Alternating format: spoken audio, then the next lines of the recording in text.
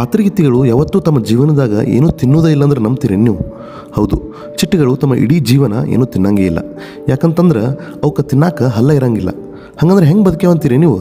ತಿನ್ನಲ್ಲ ಅಂದೇನ, ಕುಡಿಯಲ್ಲ ಅನ್ನಲಿಲ್ಲಲ್ಲ.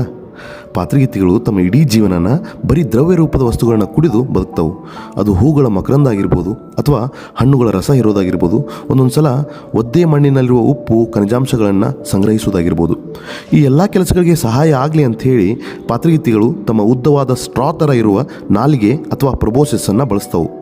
ಅದರ ಪ್ರಕೃತಿಯ ವಿಸ್ಮಯ ನೋಡ್ರಿ, ಇದೇ ಪಾತರಗಿತ್ತಿ ಸಣ್ಣದಿದ್ದಾಗ ಅದಕ್ಕೆ ಹಲ್ಲಿರ್ತಾವೆ. ಹಂಗೆ ಅದು ತನ್ನ ಹೋಸ್ಟ್ ಪ್ಲ್ಯಾಂಟ್ ಎಲೆಗಳನ್ನು ತಿಂದು ಮಸ್ತ್ ಬೆಳಿತಾವೆ. ಇನ್ನು ತಿನ್ನೋದ್ರ ಬಗ್ಗೆನ ಮಾತಾಡುತ್ತಿರೋದ್ರಿಂದ ನಿಮಗೆಲ್ಲ ಇನ್ನೊಂದು ವಿಷಯ ಹೇಳಬೇಕು. ನಮಗೆಲ್ಲ ಚಕ್ಲಿ, ಜಾಮೂನು, ಲಡ್ಡು, ಚಾಕ್ಲೇಟ್ಸ್ ಅಂದ್ರೆ ಭಾಳ ಇಷ್ಟ ಅಲ್ಲ. ಇವುಗಳ ಒಂದು ರುಚಿ ನಮಗೆ ಫೀಲ್ ಆಗಬೇಕಂತಂದ್ರೆ ನಮ್ಮ ನಾಲ್ಗೆ ಮೇಲಿರುವ ಟೇಸ್ಟ್ ಬಡ್ಸ್ ಅನ್ನೋ ಕೋಶಗಳ ಪಾತ್ರ ಭಾಳ ಮಹತ್ವದ್ದು. ಆದರೆ ಎಲ್ಲ ಪ್ರಾಣಿಗಳಿಗೂ ನಾಲ್ಗೆ ಮೇಲೆ ಟೇಸ್ಟ್ ಬಡ್ಸ್ ಇರ್ತಾವಂತೇನಿಲ್ಲ. ಉದಾಹರಣೆಗೆ ನೀವೆಲ್ಲ ನೋಡಿರ್ಬೋದು, ಚಿಟ್ಟಿಗಳು ಯಾವಾಗಲೂ ಒಂದೇ ಕಡೆ ಕುಂದ್ರಂಗಿಲ್ಲ. ಒಂದು ಹೂವಿಂದ ಇನ್ನೊಂದು ಹೂವಿಗೆ ಹಾರ್ಕೊತಾನೆ ಇರ್ತಾವೆ. ಯಾಕಂತ ವಿಚಾರ ಮಾಡಿರೇನು? ಪಾತರಗಿತ್ತಿಗಳು ಹೂಗಳಲ್ಲಿರುವ ಮಕರಂದ ಹುಡ್ಕೊಂಡು ಹಾರಾಡ್ತಿರ್ತಾವೆ. ಒಂದು ಸಲ ಯಾವುದರ ಹೂ ಮೇಲೆ ಕುಂತ್ರೆ ಅವುಗಳಿಗೆ ಆ ಹೂನ್ಯಾಗ ಮಕರಂದ ಐತೋ ಇಲ್ಲೋ ಅನ್ನೋದು ಗೊತ್ತಾಗ್ಬಿಡ್ತೈತಿ. ಯಾಕಂದ್ರೆ ನಮಗೆ ಹೆಂಗೆ ಟೇಸ್ಟ್ ಬಡ್ಸ್ಕೊಂಡು ನಾಲ್ಗೆ ಮೇಲೆ ಇರ್ತಾವೆ, ಹಾಗೆ ಪಾತರಗಿತ್ತಿ ಒಳಗೆ ತಮ್ಮ ಕಾಲಿನೊಳಗೆ ಟೇಸ್ಟ್ ಬಡ್ಸಿರ್ತಾವೆ. ಹೂ ಮೇಲೆ ಕಾಲು ಇಡುತ್ತಲೇನ ಏನಂತಂದ್ರೆ ಮಕರಂದ ಅಲ್ಲಿ ಐತೋ ಇಲ್ಲೋ ಅನ್ನೋದು ಗೊತ್ತಾಗ್ಬಿಡ್ತೈತಿ.